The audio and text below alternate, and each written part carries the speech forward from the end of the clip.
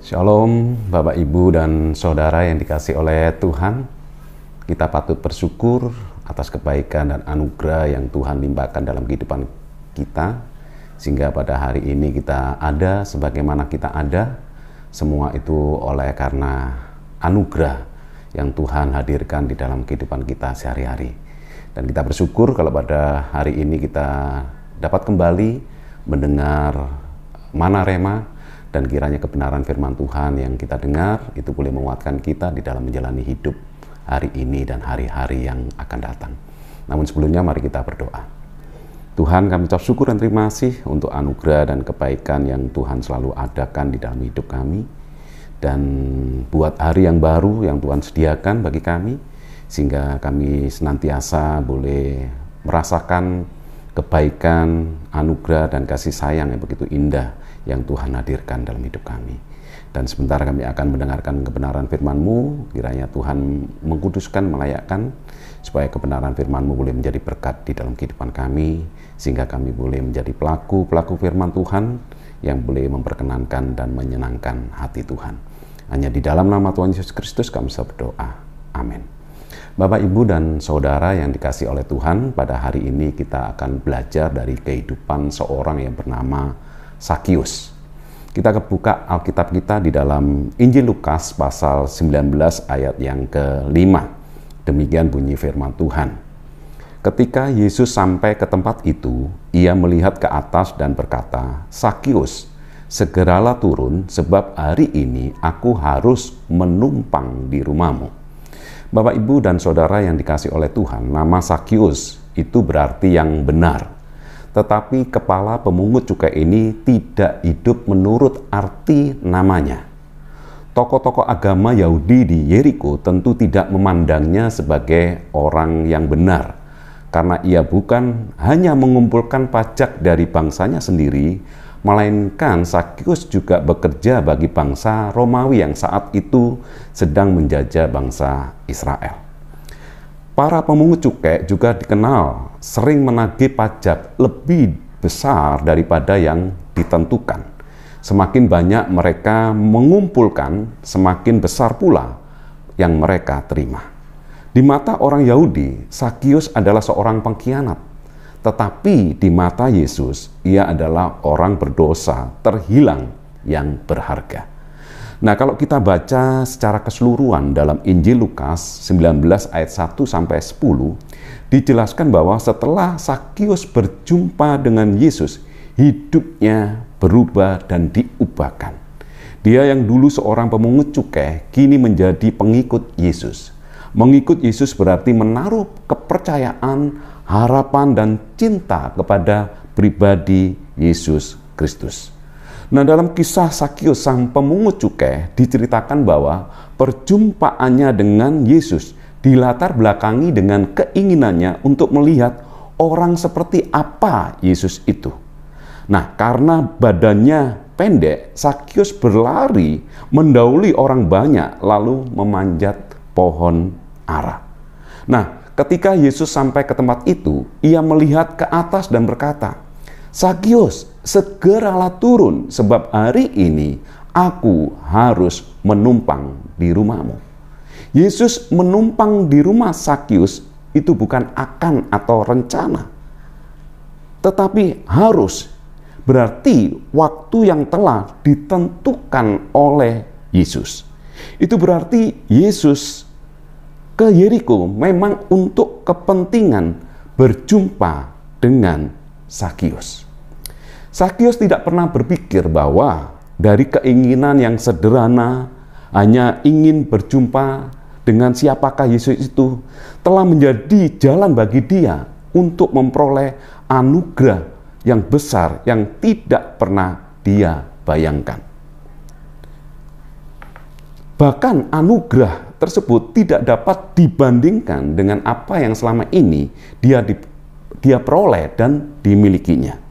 Nah, kalau kita akan baca di dalam Efesus 3 ayat yang ke-20 dikatakan demikian. "Bagi dialah yang dapat melakukan jauh lebih banyak daripada yang kita doakan atau pikirkan, seperti yang ternyata dari kuasa yang bekerja di dalam kita." Firman Tuhan ini tidak hanya memberikan janji bahwa Tuhan itu bisa memberikan lebih banyak daripada yang kita doakan atau pikirkan. Tetapi Dia juga bisa merespon kerinduan kita lebih dari apa yang kita harapkan dan kita pikirkan. Nah, perjumpaan dengan Yesus tidak hanya menimbulkan pengakuan iman di dalam diri Sakius, tetapi menjadi nyata dalam perbuatan. Sakius akan memberikan setengah dari harta miliknya sebagai sedekah kepada orang miskin.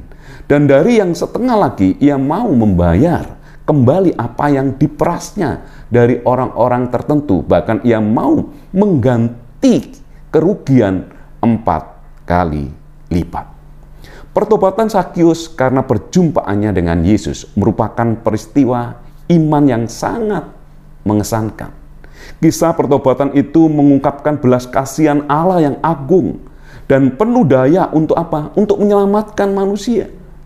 Yesus sangat mengetahui siapa Sakius yang sesungguhnya.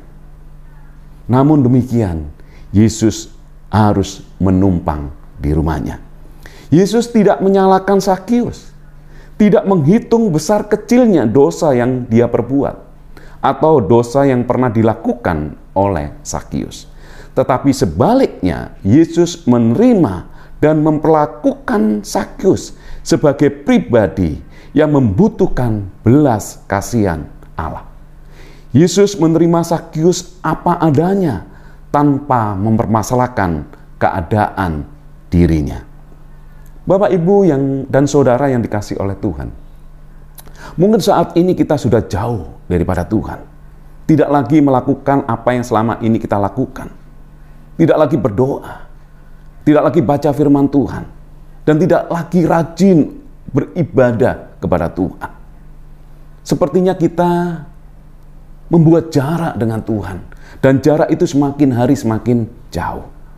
Dan memandang diri tidak layak untuk datang kepada Tuhan. Namun, kita harus belajar dari kisah Sakius ini. Apapun keadaan kita, Tuhan Yesus menerima kita apa adanya. Jika Yesus menerima keadaan Sakius apa adanya, maka Yesus juga bisa menerima kita apa adanya.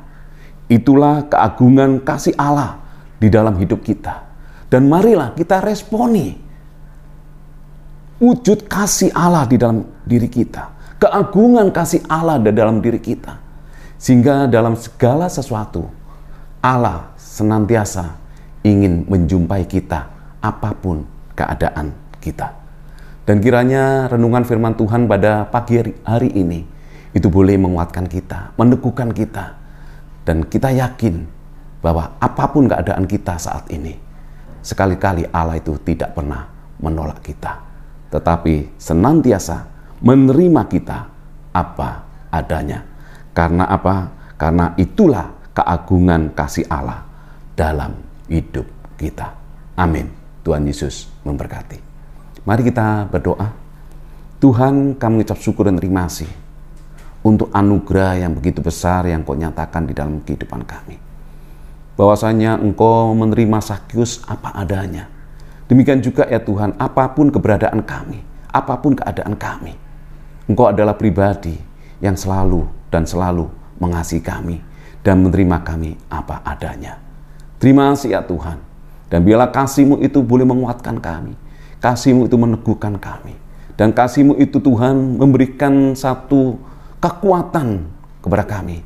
Untuk kami semakin hari semakin hidup selalu untuk menyenangkan dan memperkenankan hati Tuhan. Terima kasih ya Tuhan.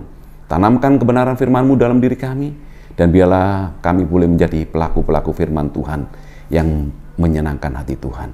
Hanya di dalam nama Tuhan Yesus Kristus kami sudah berdoa dan mengucap syukur. Haleluya. Amin.